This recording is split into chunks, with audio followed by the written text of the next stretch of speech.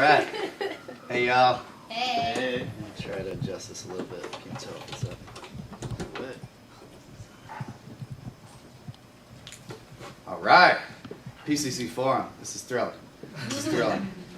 So glad to be with you here tonight at CIAS, and thanks to Jamie and Adam and Matt and Becca and everyone who's helped create this community building opportunity for us to come together. I'm going to start with a poem and then a story, and then I want to talk a little bit about some of the connections between ecology, social justice, and cosmology. And then I want to really dive into looking at racial justice and looking at white supremacy and systemic racism and institutionalized racism as a worldview, as a practice, as a fundamental constituent of our society that we can't really understand where we are, how we got here, and therefore how to move into the future without understanding institutional and systemic racism and white supremacy. So I think this is very significant. It's very significant. I think especially it's significant for any of us who wants to make change, because you can't change something unless you understand it. You can't change it consciously and constructively necessarily unless you understand it. And we cannot, sorry, I almost went on a tangent, but, so it's important for all of us, anyone who wants to contribute to social, cultural transformation, but it's especially important in an academic setting. It's especially important for a place like, to talk about these issues in something like the PCC Forum as part of the Philosophy, Cosmology, and Consciousness program. And part of what I think is really special about the opportunity that we have tonight is to look at systemic racism, white supremacy, institutionalized injustice, which of course are very big topics right now. But to look at those topics in connection with the particular focus, interest, history, and context of the Philosophy, Cosmology, and Consciousness program. So what do I mean by that? Well, how do we look at, first of all, how do we get involved as academics? So how do we learn the history of what's happening? How do we learn the dynamics? How do we learn to become aware of the movements that are happening, that oppressed people are leading and have been leading for a long time? So how do we become more aware of those if some of us are not from those most affected and most oppressed communities? So say for instance we have white skin privilege in a racist society, or we have male privilege in a patriarchal society, or we have class privilege in a classist society. There's many, many, many different reasons why we could be insulated by privilege depending on our unique situatedness, right?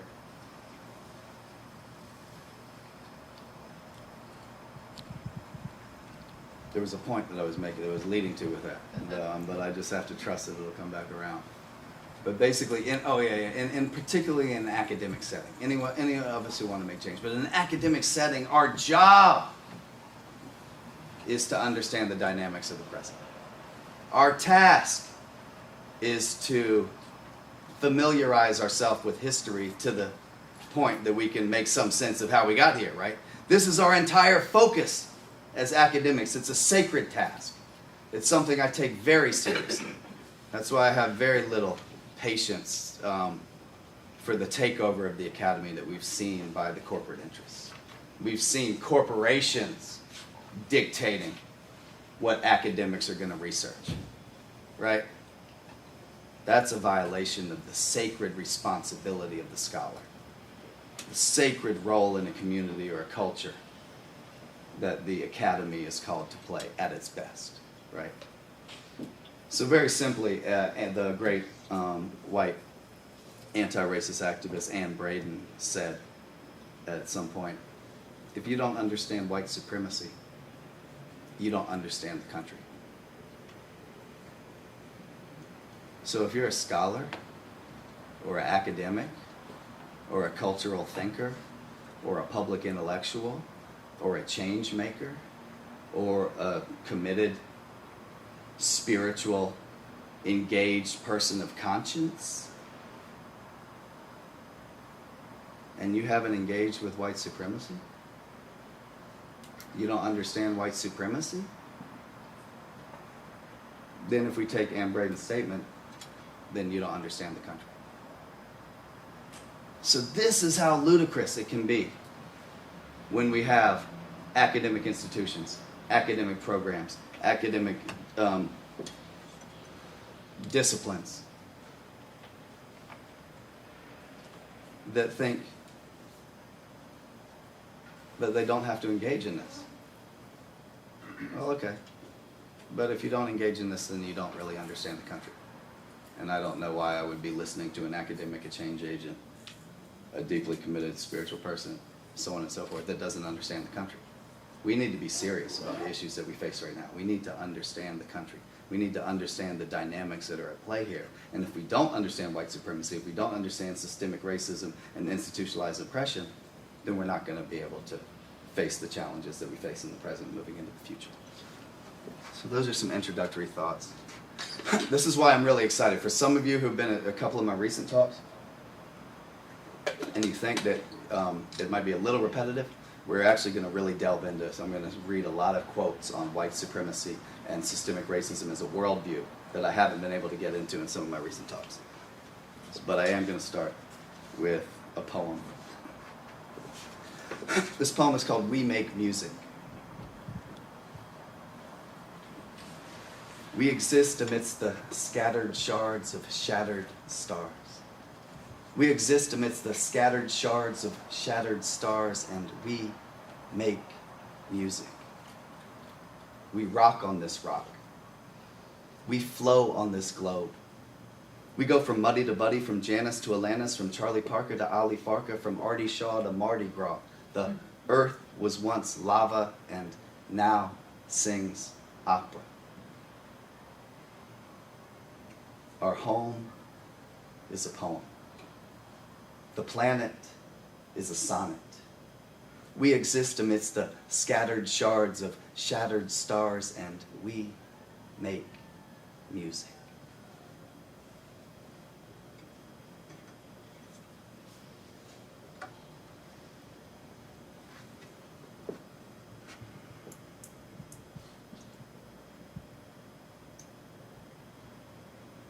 One reason why I wanted to start with that poem is because I think it's very important to place ourselves consistently within a cosmological context. You know, there's certain stories about some of the indigenous tribes of the North American continent when they had an important decision to make. First thing they would do, tell the story of the universe. Because how can you be grounded in a sense and have the clarity to move forward without understanding your situatedness in the entire cosmic process that has led up to you? So how can we even contemplate making a significant decision that will affect the future of the tribe unless we first ground ourselves in the cosmological history that placed us where we are? So I think it's very important to have a cosmological context, and that's part of why I appreciate the work of Martin Luther King. So I want to start with a story that I think will say a little bit about the cosmological dimensions of Martin Luther King's thought. It was in the last months of his life. It was Christmas Eve, 1967, and Dr. King was delivering his Christmas sermon to his congregation at Ebenezer Baptist Church in Atlanta. And on that Sunday morning of Christmas Eve, he said, "If we are to have peace on earth, we must develop a world perspective. Yes, as nations and individuals, we are interdependent." And then with a sentence that could easily have been uttered by Rachel Carson or John Muir or James Lovelock or Vandana Shiva, King stated, "It really boils down to this, that all life is interrelated. We are caught in an inescapable network of mutuality, he preached in his booming voice, tied into a single garment of destiny. Whatever affects one directly, yes, sir, someone responded, affects all indirectly. We are made to live together because of the interrelated structure of all reality, he said, emphasizing each syllable in interrelated structure of all reality. Now, it was exactly 1 year later, on Christmas Eve 1968, that Commander Frank Borman and his crew were on their 4th orbit around the moon. When Borman looked up and saw Earth coming around the left side of the lunar horizon, "Oh my God!" he exclaimed. "Look at that picture over there. Here's the Earth coming up. Wow, is that pretty?"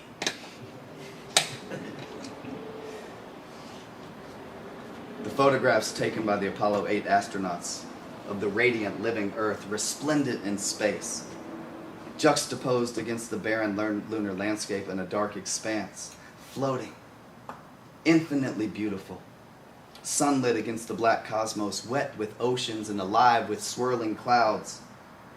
That photograph transformed human consciousness. Now, King would never see the photographs of Earth from space, but his vision presaged its message of interconnectedness. King's phrase, network of mutuality, is as good a definition of ecology as any offered by an ecologist. On that Sunday morning, he anticipated much of the ecological consciousness and environmental concerns of the next 50 years and the links between ecology and social justice that are so vital to our present moment and our path into the future. "This is the way our universe is structured," King said to his congregation 12 months before the famous Earthrise photograph. "This is its interrelated quality. We aren't going to have peace on Earth until we recognize this basic fact of the interrelated structure of all reality." So in his Christmas Eve sermon on peace, King is articulating what I call a cosmology of connectedness, a cosmology of interconnection, a worldview of interdependence, of participation, of relationship. This is the way our universe is structured. This is its interrelated quality. Now, the assertion that I make is that anytime, anytime you're speaking about the interrelated structure of all reality, you're speaking ecologically.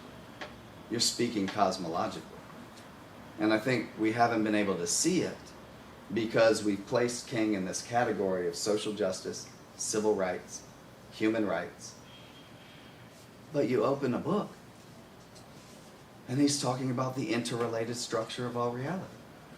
You read one of his sermons, and he's talking about mutuality, interdependence, participation. I can't be who I'm meant to be until you are who you're meant to be. And you can't be who you're meant to be until I am who I'm meant to be. This is the interrelated structure of reality.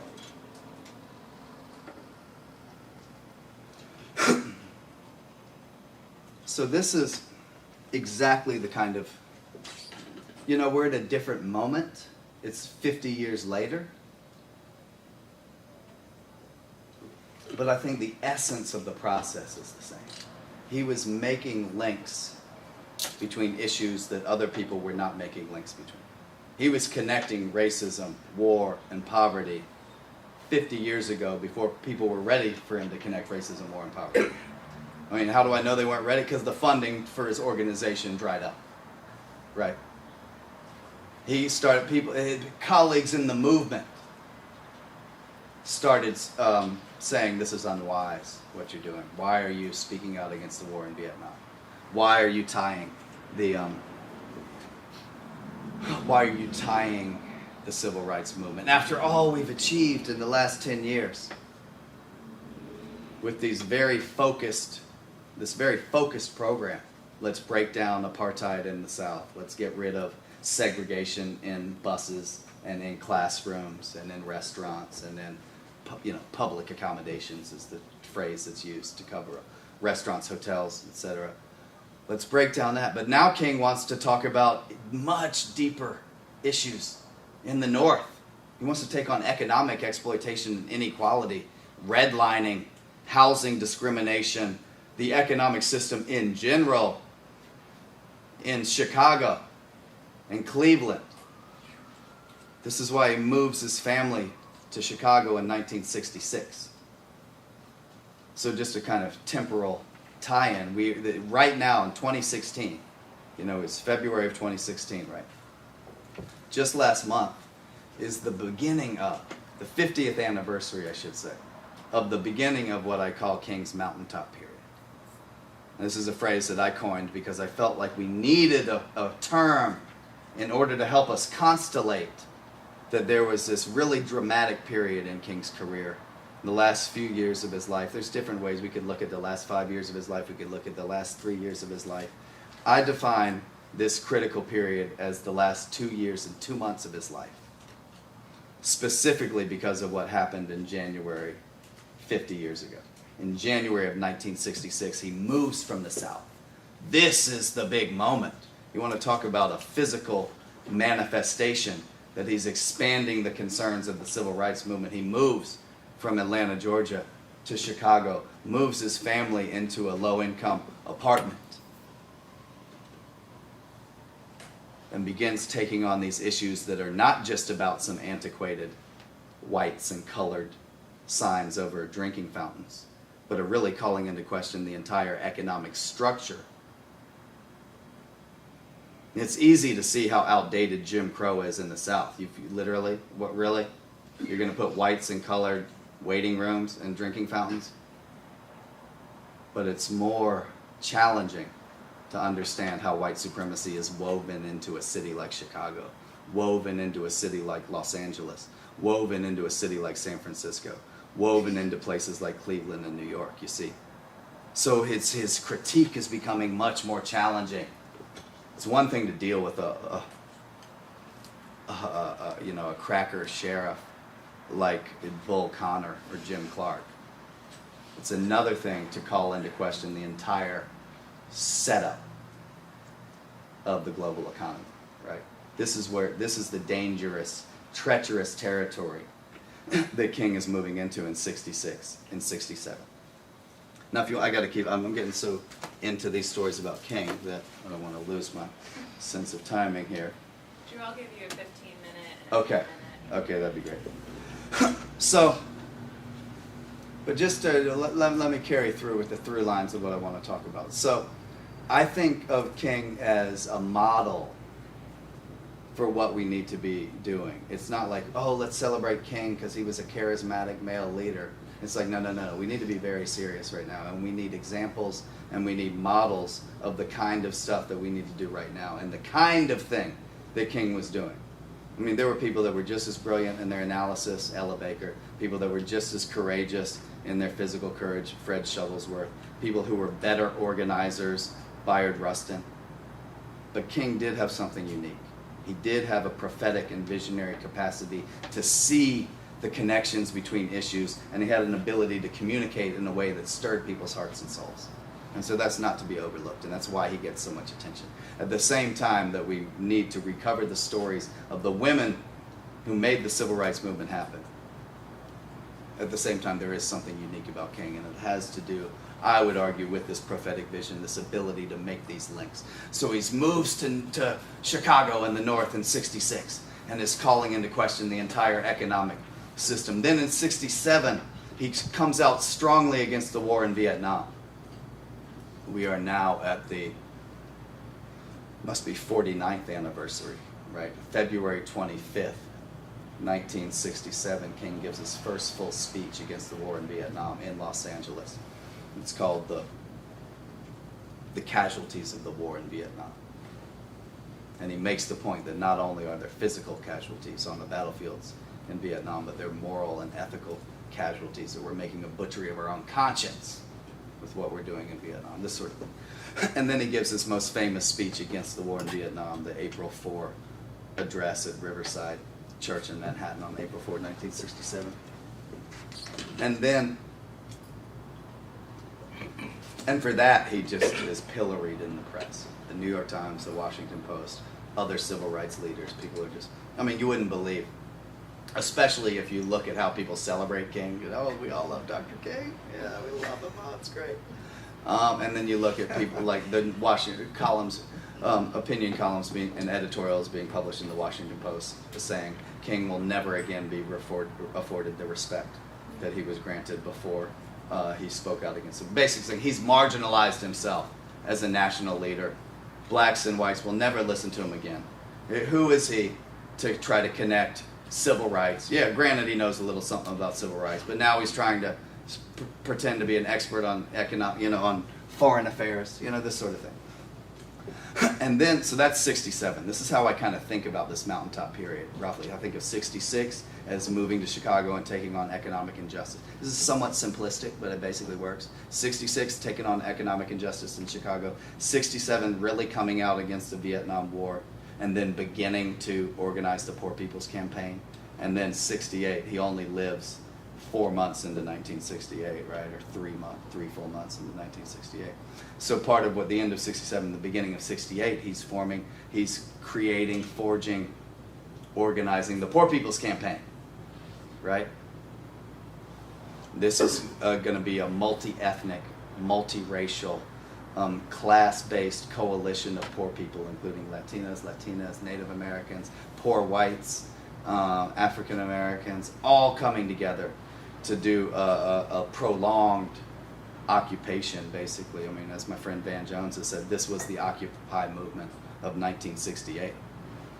King often said in the lead up to this, he said, contrasting it with the March on Washington, he said, this will be no mere one-day march. We are coming to camp out until the nation moves around true economic justice for poor people. So the plan was to bring 3,000 poor people from 15 different cities and communities from around the country. He called it a freedom church of the poor. He called it a nonviolent army of the poor. So this is what the Poor People's Campaign. It was, in the sense, I call it King's last and most beautiful dream in a certain way. This multiracial coalition of poor people coming together to demand that Congress was moved. So let me move on quickly. I do have to watch my time. I want to talk quickly about, I want to make sure we have enough time to delve into some of the quotes on systemic racism and white supremacy. So let me kind of truncate what happened in the middle part. Y'all didn't need to hear any of them. As a public speaker, I should have just cut out the last 30 seconds, just so y'all know.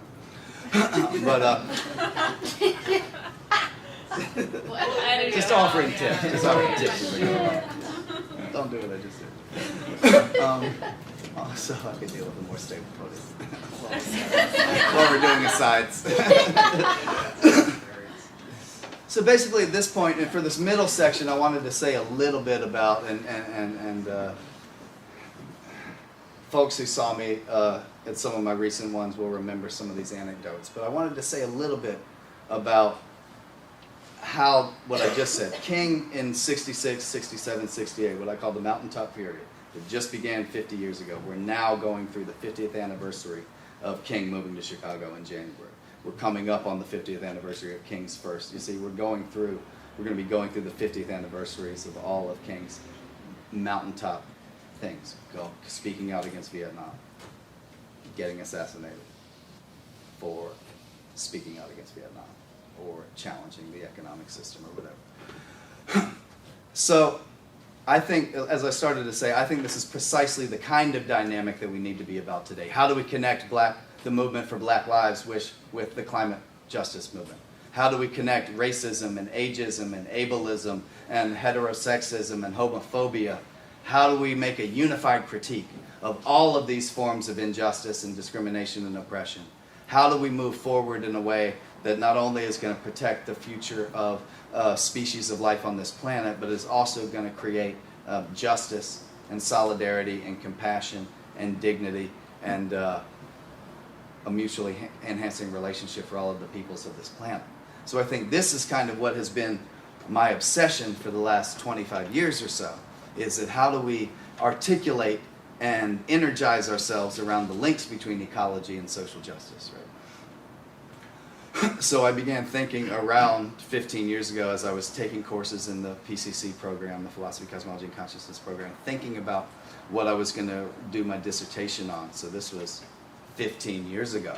And I began to think, you know, I always felt that there were these deep connections between ecology and social justice. But I struggled with exactly how to articulate these. So let me give you a couple examples of what I mean when I say this.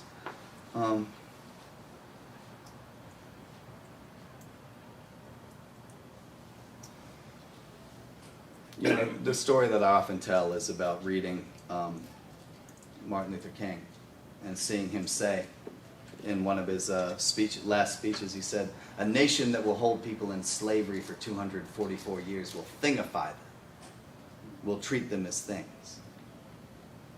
And I was just sitting over in Oakland. I was in the PCC program. I was trying to just keep up with my course reading. I was thinking about what I needed to write my dissertation on. And I read this Martin Luther King, and I'm delving into his speeches and sermons and looking at some of the primary sources, scrambling around.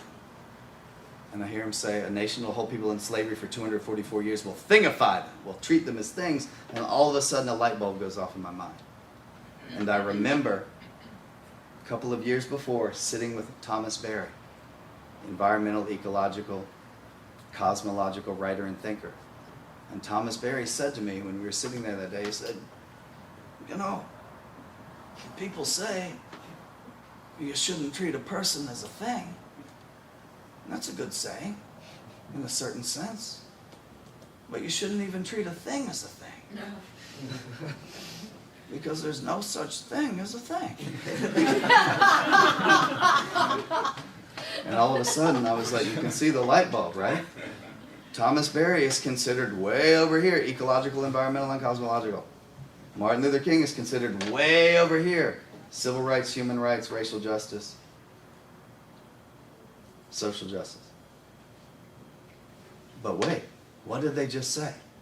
That sounded like a principle that connects and flows between ecology and social justice. And what would we call that principle? We could call it personhood. We could call it reverence.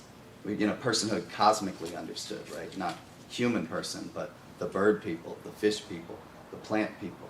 Every being is a sacred person, right? That's the sense of cosmic personhood. So I began thinking, wow, this is a principle, a deep, deep, deep, deep principle that connects ecology and social justice. So I began thinking, wow, personhood or reverence, respect. All right, what are some other principles that connect ecology and social justice? One of the other ones that came to me, I think, is community. The concept of community we see operating constantly in social justice discussions and in ecological discussions. Aldo Leopold talks about the biotic community. Martin Luther King talked about the beloved community. But how do we define community? Who is considered within our community? Who is considered other? Who is considered outside our community? I think these are central issues. Or do we feel a sense of community and kinship and solidarity with all people? Radical idea. Or maybe with all beings, with all of life. Can we try that idea on? That might be a worldview or a cosmological lens that we might want to try on. And I think there's a connection. I'm just going to hint at this. I want to write about this more. But I'm just going to hint at this now. But I think there's a connection between personhood and community. We want to be in community with those that we think of as real persons. And those that we don't consider real persons, there's no need to be in community, right? Food for thought, food for thought. So I think personhood is a principle that connects ecology and social justice. I think community is a principle that connects ecology and social justice. I think another deep principle that connects ecology and social justice is interconnectedness. I've given talks before where I've said the connection is connection. The connection between ecology and social justice is connection, is interconnectedness. This basic truth. And I don't want to stand up here and say what a basic truth is. You try it on for yourself. The worldview that's been presented to us for hundreds of years is that reality is fragmented, that reality is separate, that Matthew Fox refers to it as the Newtonian parts mentality. You can just look at the directory of any university. Look at all the different disciplines. You can see the Newtonian parts mentality at work. But yeah, what has been referred to as a cosmology, a worldview of separation, of fragmentation, of hyper-individualism. But we're hearing different stories now. This has been the dominant worldview, the dominant mentality, the dominant ideology, the dominant operating framework for hundreds of years. But we're seeing a recovery of the deeper indigenous traditions, the goddess traditions, the African traditions that have always fundamentally understood. And we're seeing, of course, a conflict. It's almost become a cliche to say it, but we're seeing the confluence of quantum physics and mystical wisdom. So the same deep wisdom that has come from the indigenous traditions is again being reinforced by complexity sciences, by chaos science, by our new understanding of quantum physics and quantum mechanics and interrelatedness, and that reality is really more like a set of relationships, right? And this is what's so beautiful when I think of the tradition of the Black church, is that we've been given a model that from Newton that in reality is like billiard balls colliding into each other. But what I would propose to you is that the indigenous tradition always understood that reality is more like a conversation than it is like billiard balls colliding to each other. Reality is more like a call and response, right? Okay, so let me keep moving.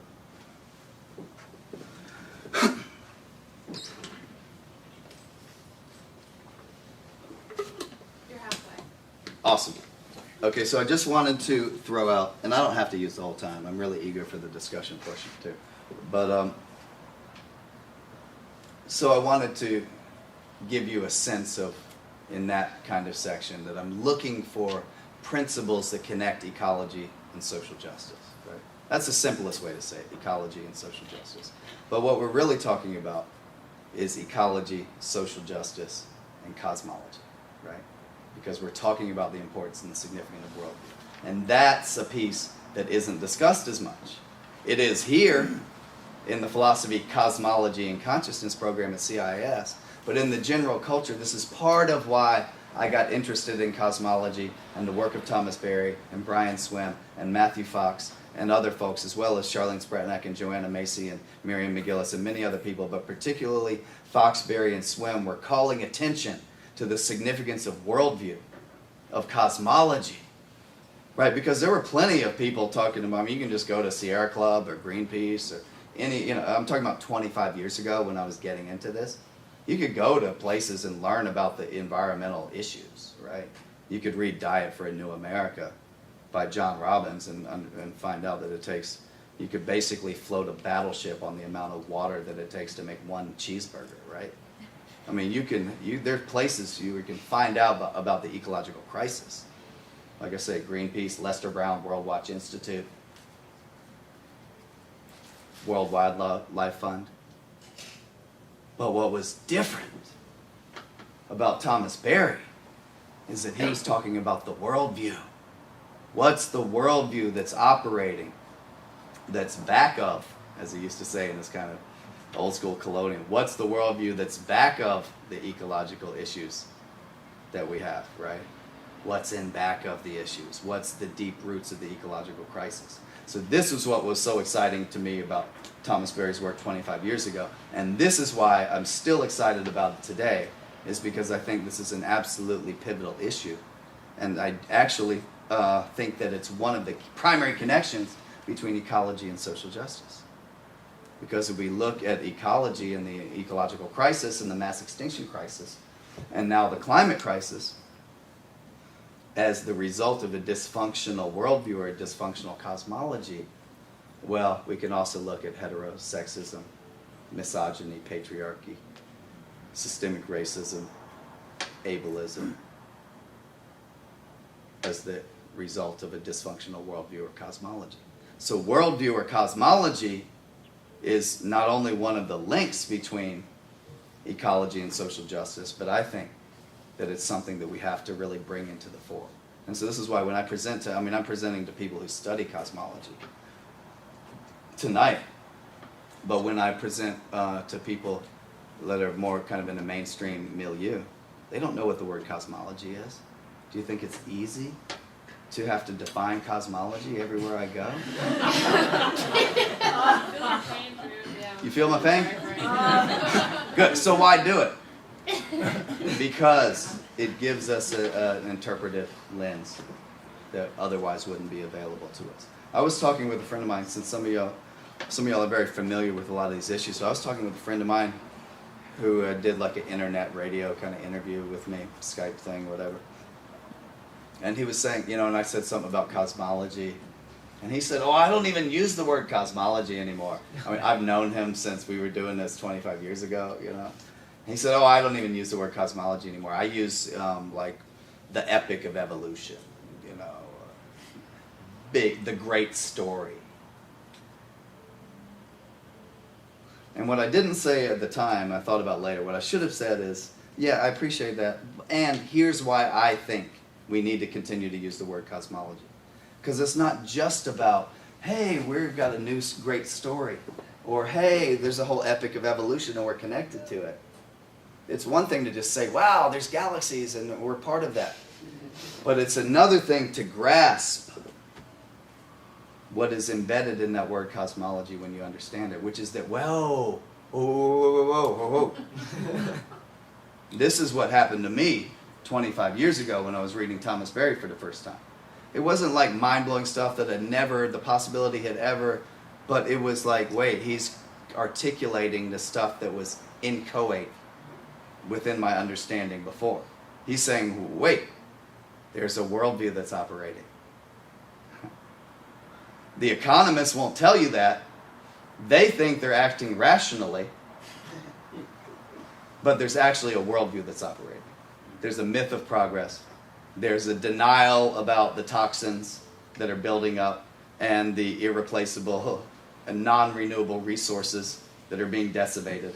There's a whole denial of that, and there's a whole mythic commitment to creating a wonder world based on progress. There's a worldview that's operating. What you think of as just culture and neutral and the way things are is actually just the reality produced by one very stubborn and persistent worldview. And so that's the kind of thing that can blow your mind open. That's when you can begin, you see, if somebody just says, the epic of evolution, we're stardust. We're stardust people. You come from stardust. I'm actually so tired of the we're stardust thing. It was awesome when Joni Mitchell first wrote it in 1969, but it's like, okay, we're stardust. I get it. It's actually the most beautiful thought of all times. But this is part of our challenge, is that language becomes cliche, right? So it's not just, you see how if we keep it on the ecological, environmental, cosmological, hey, we're stardust, we're part of the galaxies, then yeah, there's a lot that's available there. It's very powerful. But if we hold on to this word cosmology, and we begin to understand that there's a worldview operating in every culture, in every person, in every moment, then it opens up a whole new set of possibilities for our interpretive analysis, right? We can begin to say, well, what Thomas Berry was mostly saying was, if you want to understand the ecological crisis, you need to look at the worldview. You need to look at the anthropocentrism. You need to look at the religious and spiritual and psychological orientations of the Western tradition over hundreds and thousands of years. Right? So we can also begin to look at all of our social justice issues as cosmological issues as well. So why? Look at the deep philosophy. Look at what Aristotle and Aquinas wrote about women. That's not disconnected from how women are treated right now. You see what I'm saying? We can look at ableism, look at heterosexism, look at homophobia, look at classism, look at militarism, look at othering, look at cognitive bias as examples of a dysfunctional worldview. It's dysfunctional stories that have been passed along from generation to generation. I don't want to get too idealistic in the sense that, that's part of what I want to say, is that white supremacy and racism and oppression and sexism and patriarchy can be seen as worldviews. and this is where I'm inviting people in this program and at this school to enter the discussion, that we actually have something to contribute to this larger discussion. Yes, we need to look at the leadership and the scholarship of folks of color and what they've been doing for decades and decades and decades. We can't just skip over that and say, hey, I've got a brand new idea. But at the same time, we do have an interpretive lens. We do have a framework. We do have expertise to offer. So for those of us in the Philosophy, Cosmology, and Consciousness program, we can bring our sensitivity to issues of worldview, to issues of cosmology, to the ecological and social crises of our time. All right.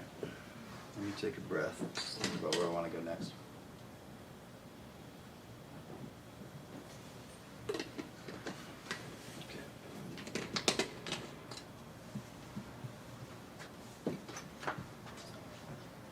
Let me read you a little bit of these quotes that I've been promising you so that I get to them.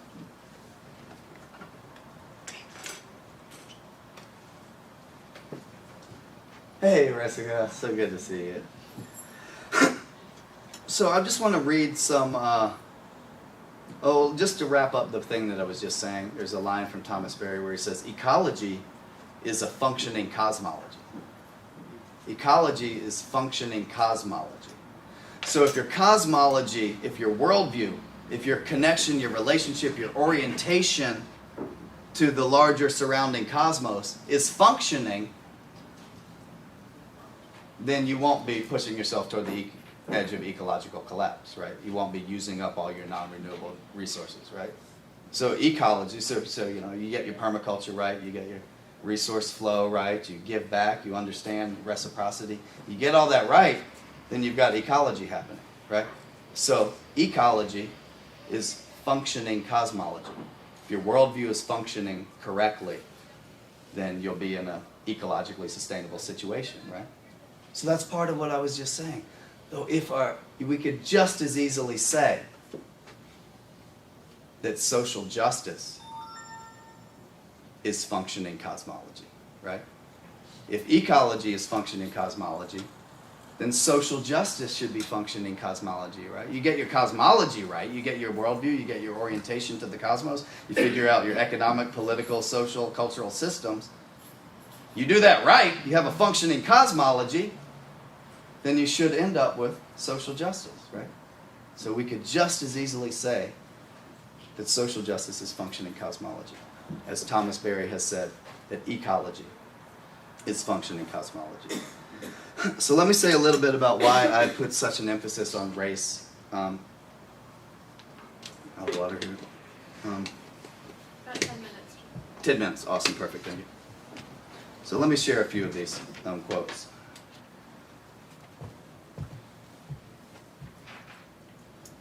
Charles Mills. I'm going to kind of overwhelm you a little bit by reading a bunch of different quotes, but the purpose is for you to feel overwhelmed and to feel like, wow, all of these scholars are saying the exact same thing, basically. That's how I want you to feel. So if it feels a little repetitive, that's all perfectly part of the plan. Charles Mills writes, "A new paradigm is beginning to emerge across a variety of subjects. A paradigm that takes race, normative whiteness, and white supremacy to be central to U.S. and indeed recent global history." A new paradigm emerging that takes race, white supremacy, and normative whiteness to be central to recent U.S. and in fact global history, right? So there's a scholar Mills saying, because sometimes I go across overseas, you know, and I present, people go like, yeah, that's the U.S., you know, y'all have racial problems over there. No. Mills is saying that this is significant for recent global history. What's his first name? Charles W. Charles W. Mills. Here's Joe Fagan,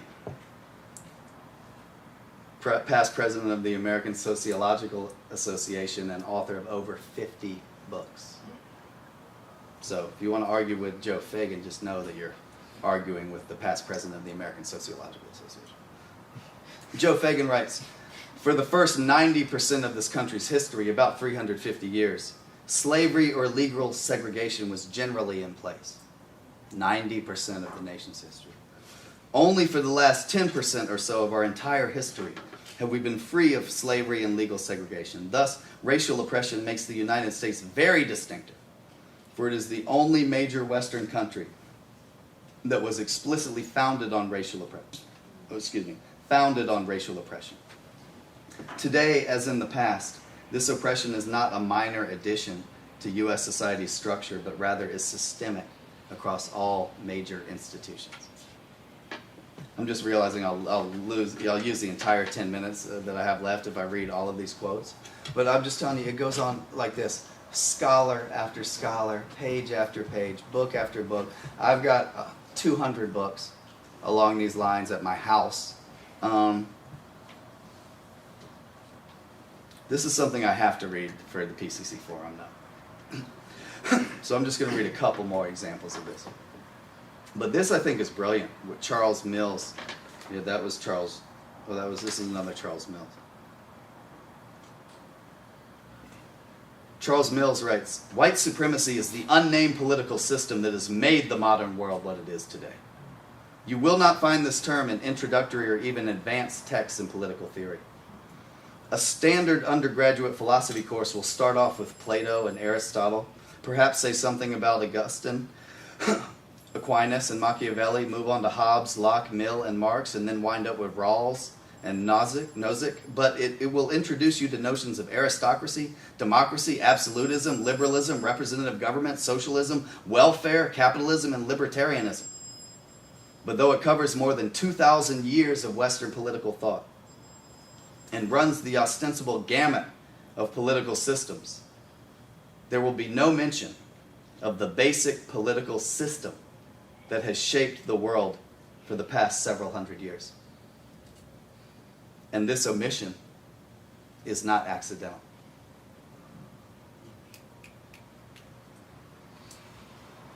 So that's really, in the same way that 25 years ago, hearing Thomas Berry write about the myth of progress, and hearing, if you look in The Dream of the Earth, he's got these great essays called Creative Energy, Technology, and the Healing of the Earth. And there's one other, but basically he talks about the myth of progress. He talks about these economists think that they're, being moved by reason and rationality.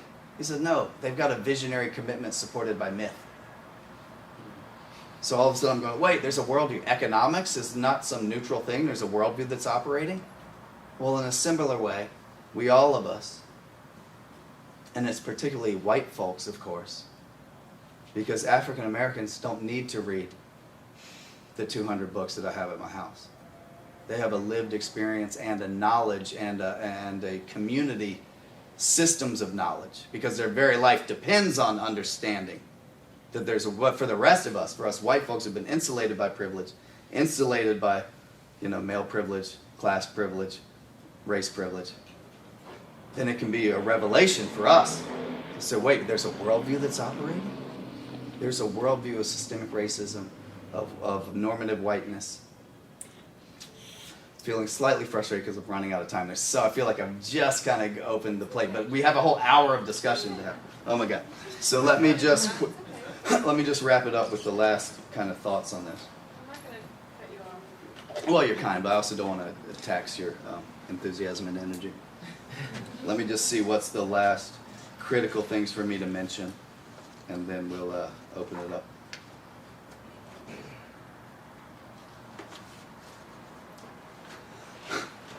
The thing I want to say about this piece is that I think it's absolutely critical for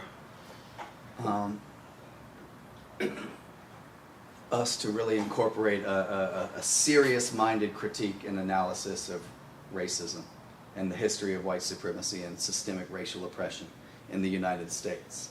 And I think this will make us better scholars. It will make us better activists, of course. Those of us who are white and are looking to connect to the leadership and the movements and the struggles of communities of color. It will make us more deeply spiritual people. In a sense, this is a little hard to articulate, but let me take a crack at it in the next 2 minutes before we wrap this up and open it up for discussion. this word interconnectedness has become a big kind of a buzzword, right? Which I think is great. I mean, every buzzword is going to have this kind of peak, and it's going to peak, and that's going to get old, and it's going to get cliche, and we're going to have to come up with new, fresh language to say the same things that people have been saying forever. But one of the big buzzwords now is interconnectedness, right? Oneness, interdependence. I think that's great in a certain way, because this is part of what we've needed a little more emphasis on in our culture. But so, for example, and I haven't, I've said that, I just read that quote where he talked about white supremacy as an unnamed political system. You take a class of political science, and they don't mention it. And these talking about you take an introductory philosophy course, and they tell you about 12 dozen different things, but don't mention one of the most major worldviews and dynamics that's structuring everything around you. And then he says, and that's not accidental that they left that out. But you see what I'm saying.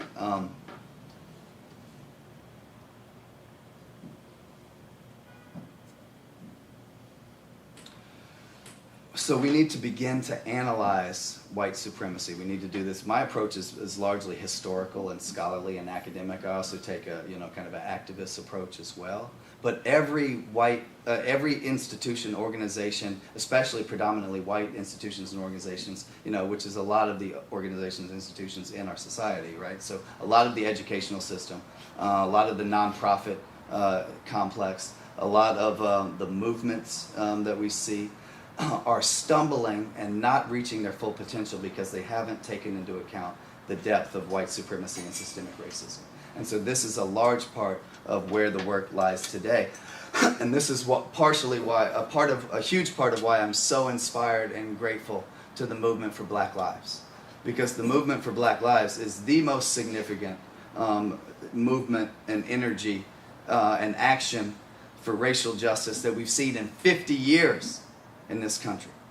So I go around, I gave a talk at the IONS conference in Chicago, and I said, I raised some eyebrows. I don't care. I've just been doing it so long that I just do what I'm going to do, and I don't care. But some people told me later that not everyone was thrilled when I mentioned at the Institute of Noetic Sciences conference that we need to support the movement for Black Lives. I don't care. I just keep going and I keep going. And it's not personal to them or anywhere else, because I say the same thing everywhere I go. Every predominantly white organization or institution that I work with needs to have a more serious engagement with systemic racism and systemic oppression. So there's nothing personal about IONS or Esalen or CIIS or Pachamama Alliance or any of the places that I go or the people that I work with. I say the same thing everywhere I go. We are not taking systemic racism and how we need to become aware of it, learn the history of it, and become active in dismantling it.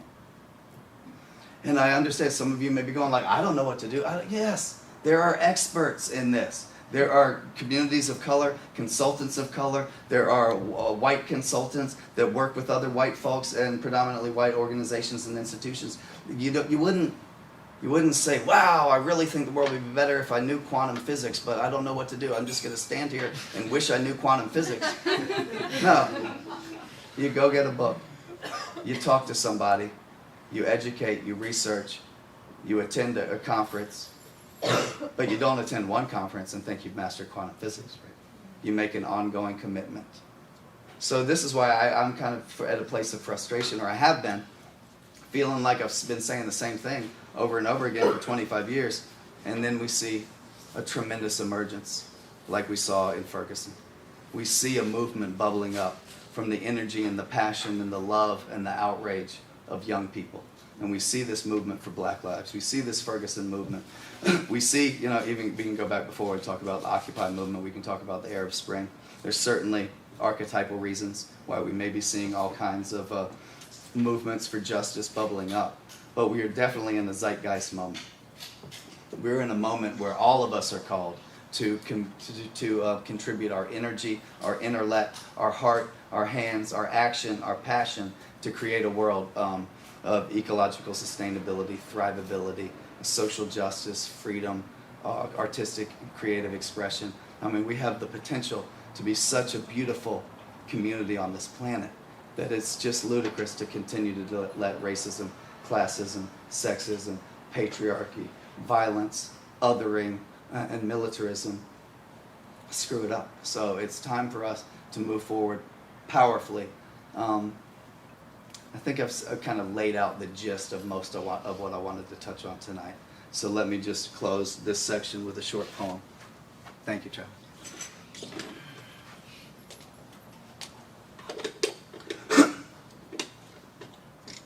So thank you all so much, for all of your time and energy. That was a little scattered maybe, but I figured you could handle it, and I wanted to kind of hit a bunch of different aspects. I think Joanna Macy put it very powerfully when she said, what did she said?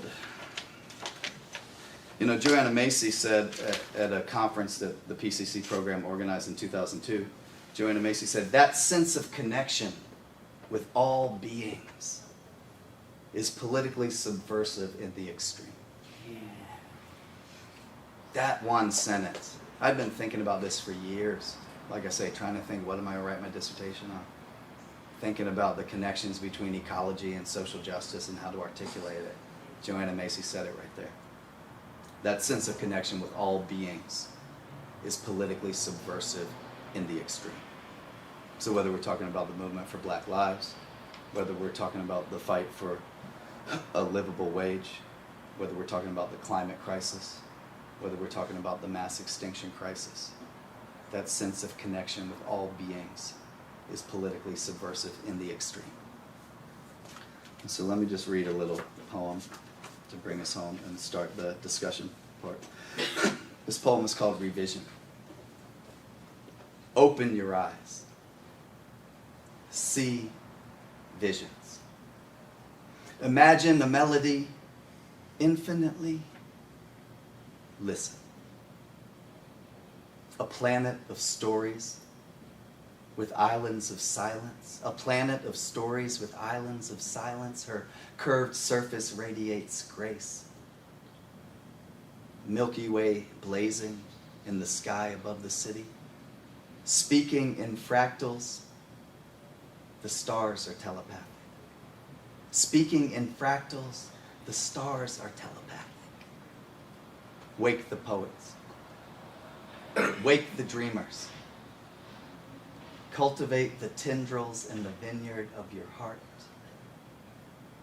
Reorient our buildings to the solstice, and from the center of the city, see the stars. Thank y'all so much. Thank you, Travis. Thank y'all.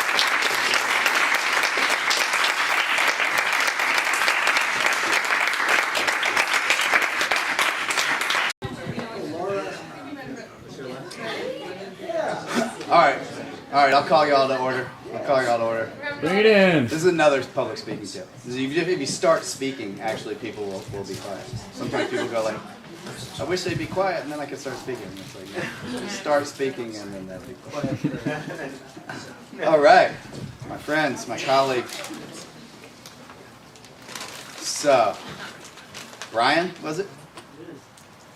Say it loud so everybody can hear. Sure, my name's Brian. Very energized by your speech, your talk, and it was very inspiring. It took me to, I wanted to go into different places, but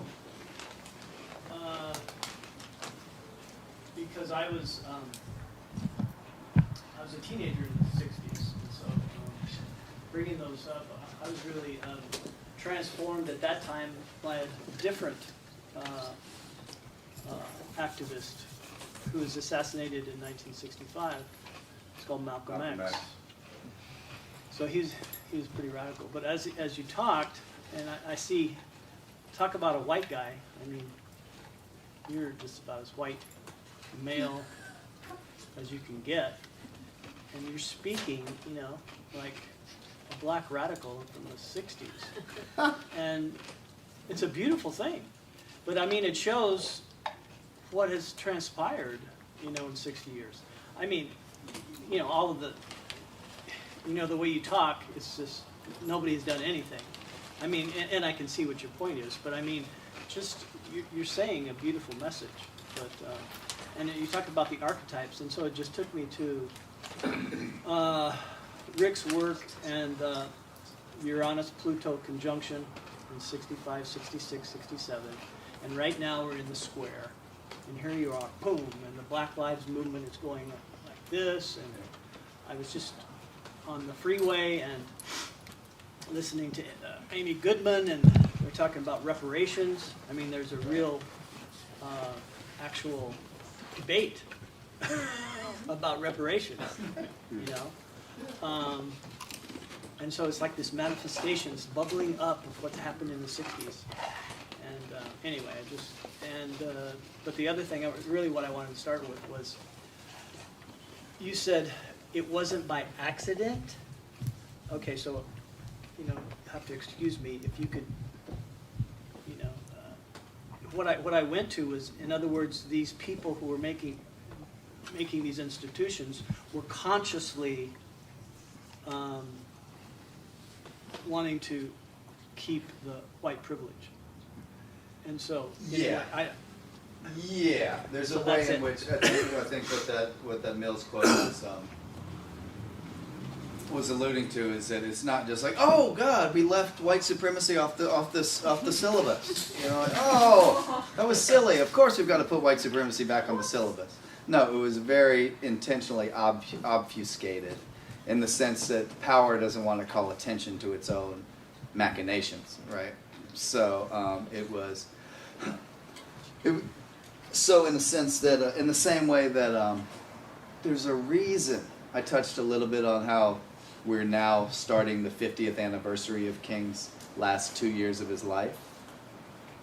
But if you look at a popular portrayal of Martin Luther King, they don't get into his critiques of the war in Vietnam. You know, it's like literally we've got corporate sponsors now taking out full-page ads celebrating Martin Luther King Day, right? So, for example, something that's always struck in my mind, when Coretta Scott King, Martin's wife, died 5, 6, 7, 8 years ago, the Coca-Cola Corporation took out a full-page ad. You know, she's from Atlanta, Georgia, which is where the Coca-Cola Corporation is based, but they took out a full-page ad that said, "Thank you, Coretta King," and all this stuff. And I'm sitting there looking at this the Coca-Cola Corporation, taking out a full-page ad when Coretta Scott King dies. And I'm remembering back 45 years earlier, on the last night when Martin Luther King was alive, you know what he said? Boycott Coca-Cola. He said, boycott Wonder Bread. He said, boycott Seal Test milk. He said, boycott all of these white banking institutions. We need to have a bank in. He said, boycott these white insurance agencies and bring your business to the black insurance agency. We need to have an insurance in. This was the kind of radical economic boycott message and economic empowerment message that he was talking about on the last night that he was alive.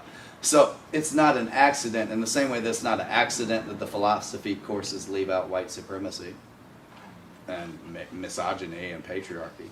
It's not an accident that we focus, that when the teachers and the corporations and the media bring up Martin Luther King, it's the I Have a Dream speech in 1963 and not the Laurel, Mississippi speech of March 1968, at which he said, the thing wrong with America is white racism.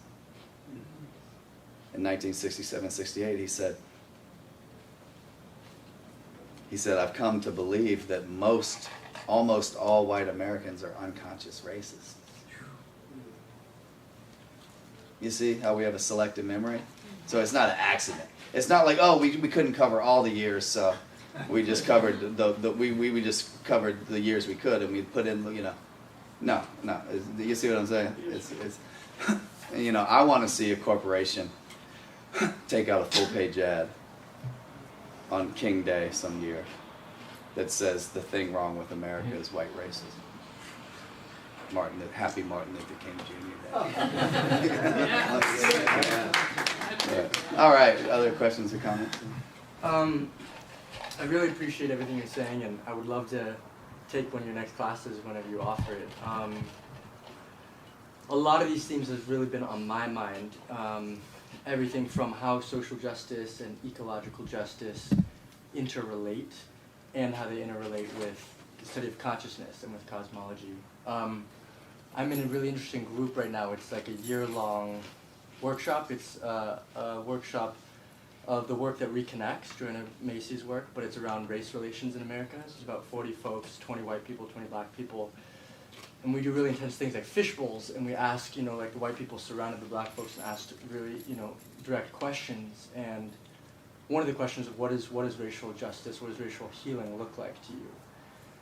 And, when some of the black folks started responding, it was really interesting and very honest responses. Some people said, personally when I enter my racist part, it's that white people don't have a soul. Like, white people, as far as I can see, don't have souls. They've, genocide and killed the Native Americans, stole this land, and then went and kidnapped people and tortured them for 100 years, and refused to have a national conversation about what they've done and the trauma that's inflicted intergenerationally. So where's the soul in that? But the next person that spoke said something really interesting. He was like, I wrestle with a very similar thing, and I appreciate it because they were bringing in a sense of spirituality and consciousness into the conversation.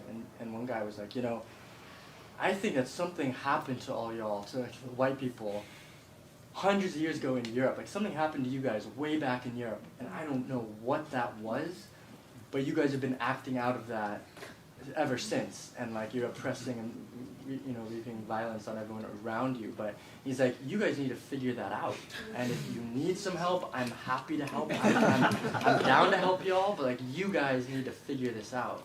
Yep. And it just spoke to me so directly about what PCC in particular has to offer. And I really appreciate what you said about PCC can bring a particular lens and particular sensitivity to paradigms and worldviews, and how that is a really important piece to the whole conversation. And I don't know if it's so much a question, but it's just, it's really up for me around, as someone who has white privilege, male privilege, class privilege, how to step into the world. And for me, it's been a journey around, okay, I've studied in PCC and at Pacifica, I have like an intellectual, academic understanding, and then where does that bleed into, but what is that worth if I'm not acting it in the world, in an activist, in a proactive social justice way? And I don't know, because it needs to be worked on in every sector, but I have these concurrent questions around where does my academic and spiritual side, going to retreats or going to classes, where is that interconnect with my need to proactively do more in social justice work and organizing and activism, and then also just these multiple moving pieces around the ecology of the planet being destroyed, the Black Lives Matter movement and other social justice movements, and economic justice, racial justice, and then also just spirituality and study of consciousness and developing my own consciousness through deep, practice, deep embodied spiritual practice. And I don't know if there's a clear answer, but all these themes are really up for me, and really appreciating everything you're sharing about them. Thank you, Jesse.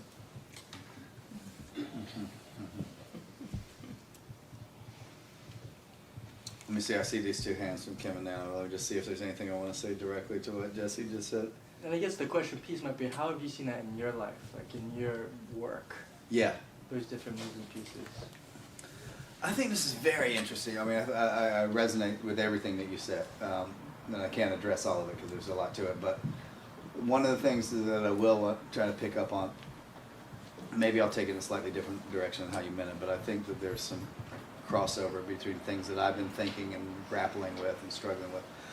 One of the things that I think is particularly interesting is the way that we live in California, or you could kind of call it a new age kind of spirituality.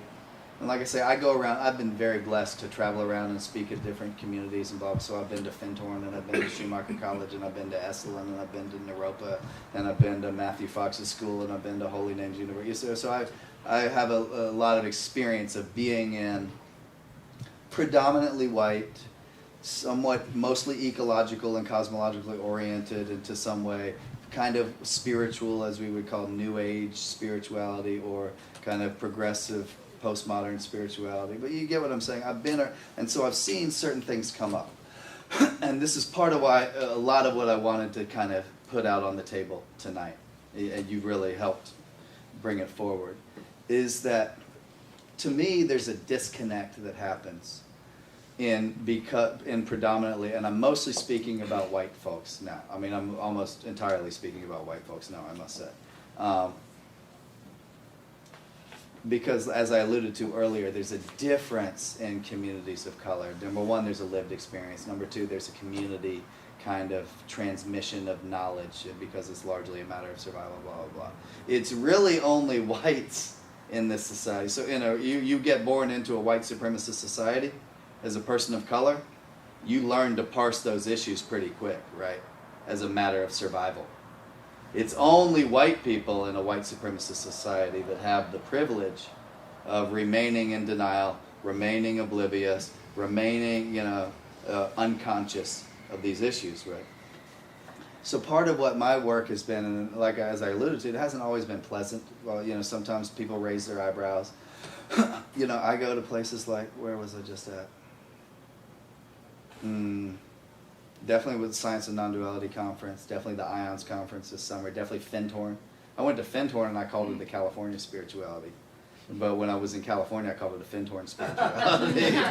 But you get what I'm saying. It's this kind of thing. There's a, and this has been critiqued by many different people. I'll give you a little bit of my take on it very quickly. There's a superficiality, a refusal to engage with the shadow, and a kind of tone policing and victim blaming is kind of the words that we would use now. These words didn't exist when I was first feeling this 15 and 20 years ago. Now we have words like tone policing and victim blaming. But there's a sense in which I've heard people say things like, don't say anything negative.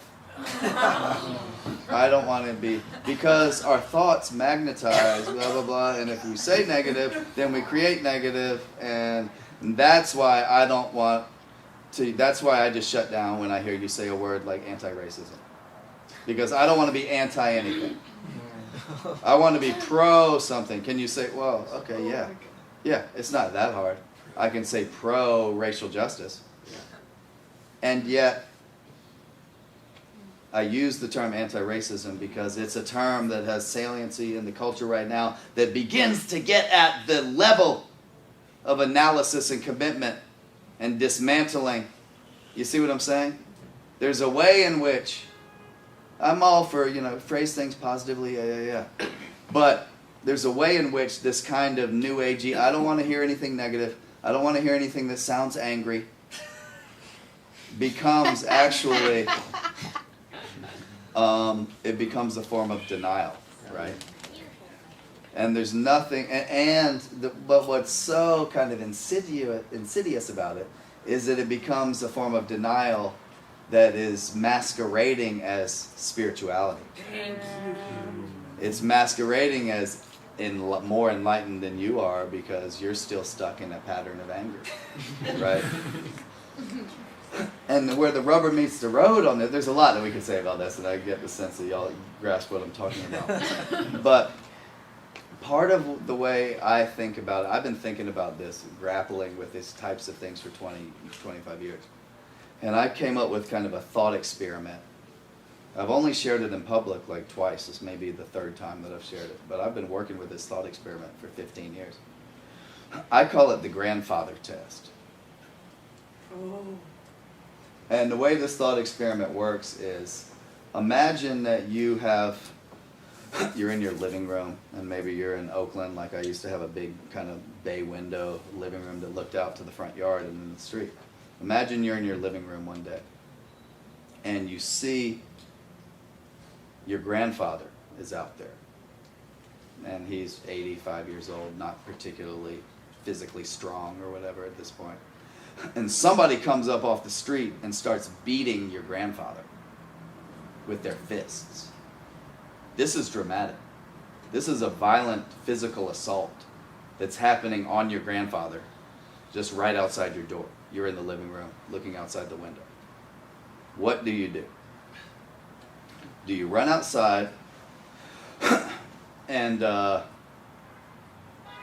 run right up to where the assault is taking place and say, please stop right now, please stop, this is really not right, this is wrong, please stop. But you won't physically intervene because you would consider that violent or angry or whatever. That's one option. Another option is that you could run outside, so you've come right up to the thing, but you haven't made any physical contact to interrupt the assault that's taking place. You've vocally said, I think this is wrong, I wish this would stop, please stop. Another option is you could go outside, you could sit about 10 feet away from where the assault is taking place, and you could begin to meditate. Because it could be your firm sense that the best thing you could do in this situation, the most effective way to stop the assault, would be for you personally to embody love and compassion and equanimity. So you sit 10 feet away and you get into a state of compassion and love and equanimity as your grandfather is continuing, as the assault's continuing, right? It sounds kind of ridiculous, but that's actually the solution that a lot of New Age spiritual types are offering for systemic injustice and the continued systemic assaults that are happening, right? Or there's another option. We could think of a dozen options, but a third option that comes to me is that you could run outside and you could actually physically stay the hand of the person that's beating your grandfather. I don't mean that you start kicking them or inflicting unnecessary abuse on the person that's committing the assault, but you interrupt the assault. You stop the assault. You stay the hand of the abuser. That's an option too, right? And so I think you get the sense of what I'm getting at. If your actual grandfather was being assaulted right in front of you, and you would go and stay the hand of that assaulter, then don't tell me that the best response to systemic assaults and systemic abuse and systemic violence and systemic poverty is meditation or prayer or something, if that's not what you would do in the exact moment. You see what I'm saying? Mm-hmm. There's a way to interrupt abuse and not be coming from a place of anger or hatred or othering or us and them, right? I don't call, you see, some people go so quickly. You call Dick Cheney a warmonger and you say, oh, it's us and them. Well, you're creating an us and them. You must think you're different than Dick Cheney. You're no different than Dick Cheney. Yeah, well, I'll tell you the difference. On a psycho-spiritual level, I have all the faults of Dick Cheney. But on a realistic, practical, day-to-day level, I didn't make the decision to invade a country that had nothing to do with 9/11 and led to the deaths of 500,000 to 1 million Iraqi civilians. Okay, you see what I'm saying? So these are very complicated issues. I don't have all the answers, I listen to people and I go like, yeah, I agree with that, these are very nuanced and complicated discussions. But there's a way in which there's a California or a New Age, it's a very kind of predominantly white spirituality that wants to take a spiritual pose that says, I'm above anger and I'm above getting upset, and I'm above violence, and I'm above being against anything. Well, if your grandfather was being assaulted, you wouldn't be above going and stopping that assault. So just because it's not your community that's being assaulted, don't tell me that you're a more highly evolved spiritual being. No, you're just insulated by privilege. You see what I'm saying? And at the same time, we have seen these people like Mandela, who have been able to transmute so much hatred and violence and bitterness and despair into love and compassion and reconciliation. So that's absolutely the road that we need to travel and where we need to get to. But there's a difference between getting to that place and white folks just being in denial and being insulated by privilege and pretending that they're at that place already. They're so highly evolved. No, you're not so highly evolved. You're just insulated from the most direct attacks because of your race, class, gender, privilege. See what I'm saying? So these are very complicated issues, but that's kind of part of what I've been getting at, is that there's nothing spiritual about denial. There's nothing spiritual about just being insulated by privilege. And in fact, it's more spiritual to recognize interconnectedness, to recognize the reality of interdependence, and to say, you know, I said at the Science and Non-Duality Conference, I said, people want to talk about non-locality, and that we're connected to molecules in the farthest reaches of the cosmos, and they think that we're not connected to the Virginia slave codes of 1705. So if we're going to look at interconnection, if our spirituality is going to be oneness, then let's have a oneness of history. Let's recognize that the dynamics of oppression in the past are still operating in the present. At the same time, there are points to be made. There are some new agey points to be made about how we can get stuck in ruts of thinking of ourselves in these trajectories of victimization, blah, blah, blah. You know, so it's complicated. It's a little bit complicated. I wouldn't just totalize and say, these people are all wrong, these people are all right. But I've seen a lot of kind of new age, I've seen a lot of denial and privilege masquerading as spirituality. Right? And so I think it's going to take discernment and activity and engagement and intellect to move past that. Yes, Kim? So many things that are sparked by this. One is just piggybacking on what you were just talking about. I really have come to believe that, I mean, I would love to see a greater dialogue between political activists and spiritual folks. Right. I think that really needs to happen. And because there are a lot of activists who don't know how to nourish themselves, who burn out, who don't know how to come from a place that's not anger. And of course, that's a sweeping generalization. And then there are a lot of spiritual folks who don't know how to get off their cushion. And so it would be, I think, a very rich and timely dialogue to have, where in the kind of the collective wisdom circle, we could share that, you know. But I wanted to go back to what he was saying about Europe. And I've been thinking, yeah. oh yeah, That's a good, juicy juicy. section. I've been thinking about this for years, ever since I kind of like really kind of started looking at the problems of the world and going, how did we get here?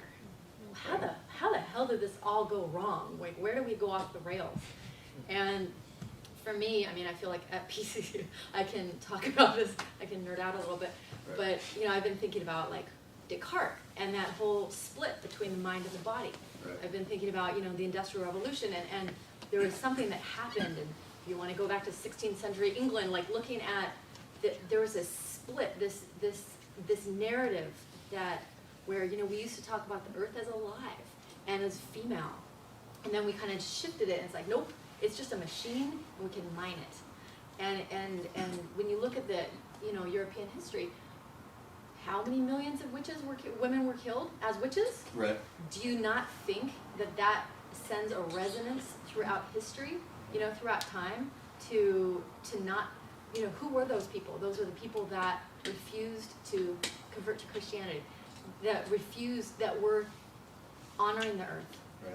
that were indigenous, right? The indigenous of Europe, whoosh, wiped out. Until we can come to terms with that, with the colonization, in Europe, and the killing of that indigeneity, it's like there's, and the oppression of women. So there's just all these threads, and I just find them fascinating. So I think there's a collective wound in the consciousness of white folks. Absolutely. And, and especially when people come to America, it's even greater, because we're like, whatever, Europe, we're American. And then especially when you come to California, like, whatever, East Coast, I'm California, bitches. So if you think about how much we have forgotten our roots so much as white folks, Yeah. I think it's really so crucial. And for me, as some of the mothers that I have looked to as role models, like Audre Lorde, Gloria Anzaldúa, Toni Cade Bambara. Toni Cade Bambara was talking about the main disease of this time right now. What she was talking about, the destruction of the planet, 25 years ago. Right. She said the main disease we have is disconnection from each other. you know? And so for me, I just see it as our disconnection, the earth to our bodies, from mind to our bodies, from women to men, and then, you know, we expand out into just this culture of dominance, of everybody trying to dominate everybody. So, I don't know, that's just kind of me geeking out on and tracking it back in my own way. Yes. But I think until we can heal some of those wounds, it's, you know. And thank you for talking so much about racism, because its current most direct manifestation is this. Right. Right? Right. Yeah. Thank you, Kim. Thank you, Kim. Let me just briefly say, and then Nana, you had a question, and then we'll go to Matthew and then Stella. Yeah, I love what you brought up. Remind me your name again? Yeah. Oh, mine? No, not you. Oh. I'm Ed. Ed. Ed. I love what you brought up, Ed. I think it's really deep. I think there's a lot to it I won't be able to get to, but I do want to touch on, I think this quote that you brought to us from the friend or the colleague or the person that you were with is so profound. And it reminds me of that something happened in Europe, you know. This is, I don't understand exactly what that is, but I think that history, I mean, shows us that this is clearly the case. Something very bizarre gave Europeans the sense that they could colonize, they could abuse, they could be this imperial power. And it's not that, I've got quotes, it's not that we hadn't seen that in history before. Let me just draw a couple of quotes that I think will put a finer point on this. Let me just find the ones, the pages of quotes that I prepared and didn't read. But, Sure, we've got about 15 minutes. okay, great. This says, here's W.E.B. Du Bois. W.E.B. Du Bois is writing about the time period around 1900. And he says, white supremacy was all but worldwide. Africa was dead. India conquered. Japan isolated and China prostrate. The using of men for the benefit of masters is no new invention of modern Europe. But Europe proposed to apply it on a scale and with an elaborateness of detail of which no former world ever dreamed. This is W.E.B. Du Bois. Now, George M. Fredrickson writes similarly. The varieties of racism that developed in the West had greater impact on world history than any functional equivalent that we might detect in another era or part of the world. The logic of racism was fully worked out, elaborately implemented, and carried to its ultimate extremes in the West, while at the same time being identified, condemned, and resisted from within the same cultural tradition. So there was an impulse toward freedom and individual liberty in the West that we see resisting the urge to racism. But the point that George Fredrickson is making is that this really intense racism emerged from the West. So there's this bizarre thing. I think, I don't really have much more to say about that, except I do want to bring in the teaching of David Ulansey, who used to teach here in the Philosophy, Cosmology, and Consciousness program. And one of the things that he presented that I hadn't heard many other people speaking about was the concept of sociopathy, the fact that we have sociopaths in our society, or psychopathy, that we have psychopaths in our society. And he referenced this book called Political Ponerology. And I guess ponerology means the study of psychopaths and sociopaths. But this book is called Political Ponerology. And it's looking at how, I haven't read the book. I have looked at it on Amazon. But basically, I think, but the concept that David Ulansey is talking about is that if we want to understand political history, we do need to reckon with the fact that there does exist sociopaths and psychopaths. And what David Ulansey is talking about in the latest research shows that 1 in 25 men are sociopaths.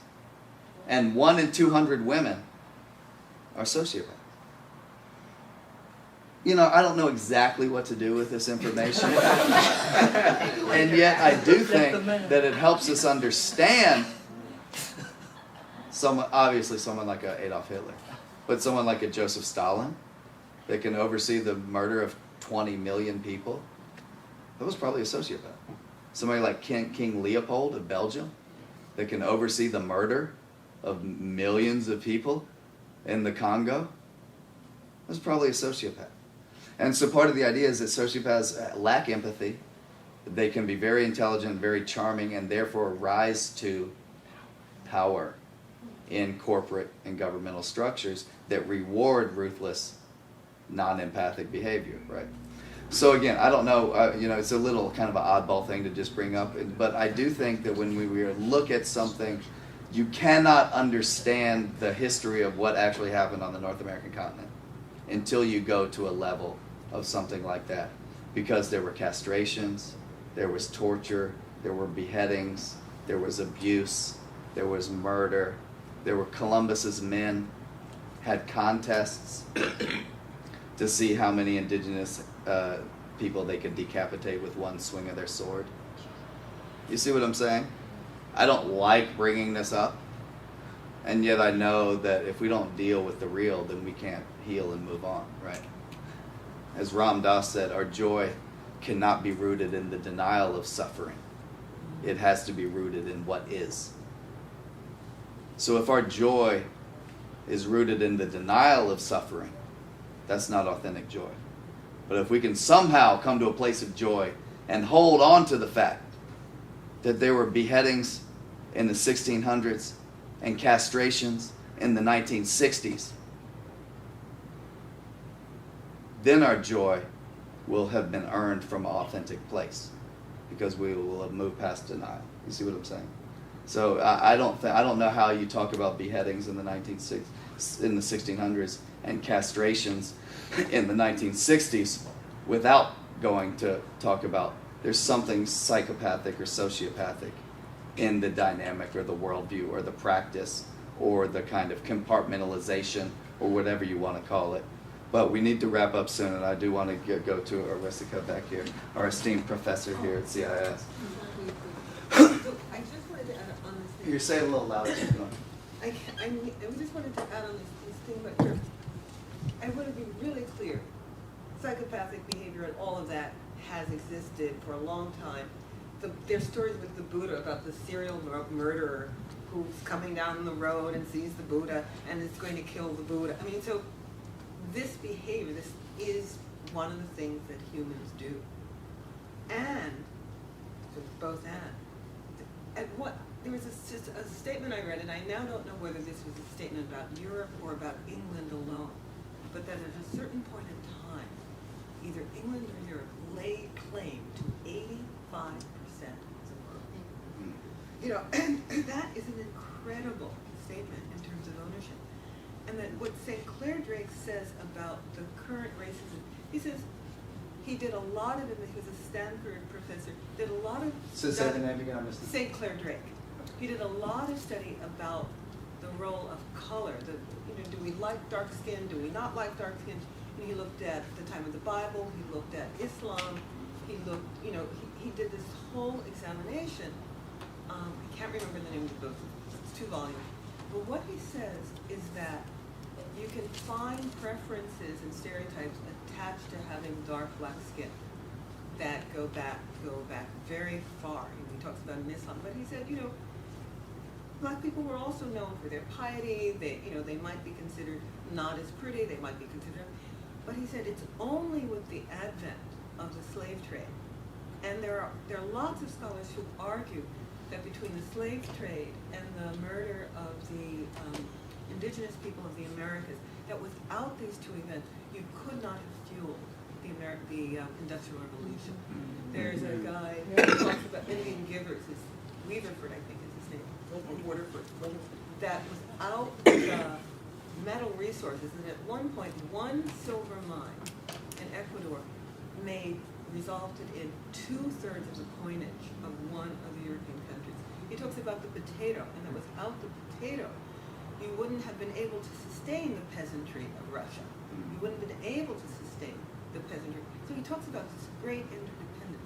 What Drake says is that only at that point, as Europe is moving into this taking over and enslavement and genocide of, 3/4 of the world, do we get the notion that blackness is an inheritable condition that is a marker of intellectual deficiency that is passed on genetically from, before, of course you had slaves. Everybody had slaves.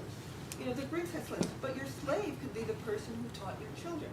Slavery was, your people lost the war and we take you. And all the Abrahamic religions condone the sexual slavery of women.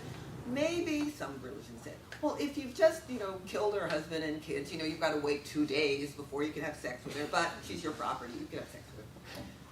But that it's only at this watershed moment that black features become this marker of we can go down whatever the list of stereotypes, laziness, intellectual inferiority, over hypersexualization, all these things, and that has really shaped today's world in a way that is very different from how people held it.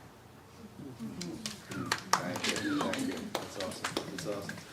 Okay, I think that's a good place to. All right, one last burning. Me? Oh, yeah. I happened to go to a funeral in the Bayview last week for Espanola Jackson at age 84. And this book goes through, and she's wearing a wonderful purple dress. Her resume reads like Martin Luther King. She did everything. And going through down this list. And the one that grabbed me was a ways down. It said, her family was the first family that integrated the housing projects. They were only for whites at that time.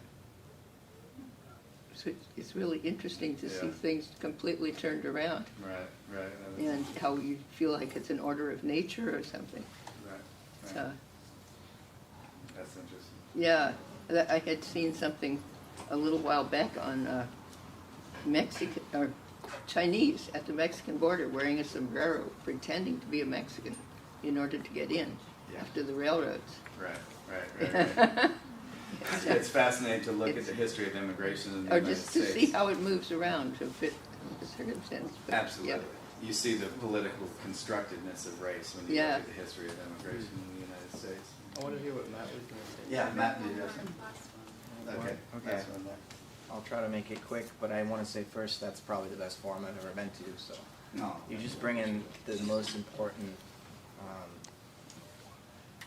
conversation to PCC and allowing us to apply cosmology to something that matters to people who don't understand what that word even means, and challenging us to try to find ways to apply it so that it affects people's lives. And I was, just listening to everything that's been said during the discussion. And, Christianity got brought up, and I wanted to ask you a little bit about, your struggle to define the word cosmology, I think stems from this primal wound for European peoples that goes back to Europe that was brought up earlier, and how there was a separation at some point between religion and science, between our understanding of the human soul and human persons and what it means to be good, and science, the true, the universe. We split off, mind and body, you can say, in another way. And so now we talk about cosmology and people think it's some sciencey thing, whatever, a bunch of abstractions, mathematics, geometry, whatever, Billiard balls is a good metaphor that helps people understand what scientists used to think the universe was about. Right. But your struggle to define the word cosmology, I wonder if to get people to hear you, like average Americans, let's say, maybe the word religion is more appropriate, because it helps us remember, cosmology used to be a religious thing. It used to be about how we fit as persons into our community. And it would resonate with more people. And the interesting thing is that black people and white people in America share religion on some level. Even Christianity is very deeply rooted in the black community and the African American community. Right. In Martin Luther King's, there's Martin Luther King, the ecologist, right, the civil rights activist, right, and the preacher. Yeah. And that was a major source of his inspiration too. So there's this weird way that for the masters and the slaves, the same religion somehow is speaking and motivating both Yeah. sides of this Yeah, entanglement. right. And I wonder, how do you, spirituality, California New Age stuff, it seems shallow because it doesn't have, I would say, a religious component that really ties it to, that interconnection. Right. And I wonder if I don't know, do you see any of these connections? And what do you think about that question that Yeah. the same religion is, for some reason, appealing to white people and black people as they move forward in this? Right. The reason why I'm smiling right now is because the reason why it's the same religion is because of slavery, because of the Middle Passage. And yet there is something very powerful about the ways that African Americans create their own culture and tradition and mold the Christianity of their slave masters, quote unquote, Right. into their own liberatory needs and praxis. It's a very inspiring, trajectory actually. But in terms of, I think religion is kind of all important, and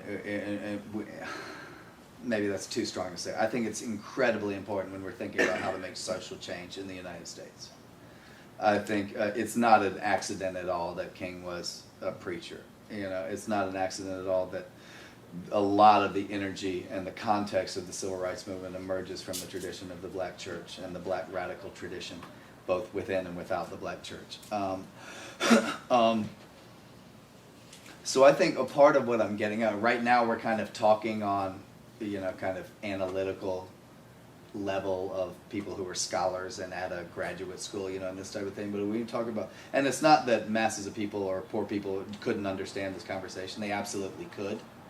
And yet when you're trying to build a mass movement, you do need to hit really clear, common, shared themes and this sort of thing. So I think as we think about how to translate these ideas from Drew with a Ph.D. speaking to other people who have Ph.D.s or are working on Ph.D.s or masters, as we translate this into real, how do we move hundreds of thousands or millions of people in the streets, which again, these movements are happening. It's not like I'm saying we're going to do this, but we're going to help contribute and support the movement building and the leadership that's already happening. It's going to have to move from something like a level of discussion of worldviews and cosmologies to more of like a religious level of, and this is why I've been very inspired. And this is part of why I think King is such a powerful symbol. Number one, there's only one person in the world that has a United States federal holiday named after them that was not a president of the United States. And number two, and he is a spiritual leader, he's a moral leader, he's a religious leader. There's something very powerful and inspiring about this. So I think that we're going to have part of the work of movement building is, and for instance, there was a whole #campaign that was recently done called Green the Churches, that was done by Green for All and some of these groups that work at the intersections of social justice and ecological issues. And part of the idea was, let's green black churches. I mean, that's really, I don't want to put too fine a point on it, but I think that's a lot of what the idea behind the #Green the Churches was. Let's help black churches and the environmental movement recognize that they have mutually enhancing concerns and interests and this sort of thing. And I'm sitting there thinking, trying to get this book out on Martin Luther King as an ecological thinker and going like, how much boost could that provide to something like the Green the Churches campaign if we could come to see that Martin Luther King, who we think of as civil rights, human rights, social justice, was actually talking about as well about interconnectedness, interdependence, and mutuality. You see what I'm saying? So I think we're a lot, and as Thomas Berry used to say, the traditional religions, the religious traditions as we have them now, not a single one of them can do what needs to be done at the present time, i.e. move us into the future from within their own resources. None of them can do what needs to be done by themselves. And yet, we cannot do what needs to be done without them. So he's saying none of them by itself. It's not like Hinduism is going to solve it, Christianity, Buddhism. It's not like, oh, that's going to solve. And yet none of them can do what needs to be done within the resources of their own tradition, and yet we cannot do what needs to be done without all of the wisdom of the great religious civilizational traditions. So I think that the religion is absolute. It was it Chesterton who called America the nation with the soul of a church. So this is, I want to wrap up and make some room for Deborah, but I want to, I know we said last question. We'll see if we can squeeze Deborah in. But I just want to make this point that it's not an accident. When we think of who's the one person that's not a president that has a national holiday named after them, who is largely considered by many to be the most powerful orator of the 20th century, it's not an accident that was Martin Luther King and that he was coming from a religious tradition. And it's also not an accident, I would say, that he was coming from an African American religious tradition where he was able to create this sense of call response, this sense of energetic exchange, this sense of community, unity, and communion. There's a more profound sense of that in the religious tradition that we call the Black church or the African American church, right, than there is just in the Protestant tradition, the Catholic Church, the other American denominations, because you get this syncretism between an indigenous understanding. And that's part of one point that I try to make, is that I think there's a way in which this kind of new agey California thing goes, oh, Native American traditions, very important and very much worth emulating.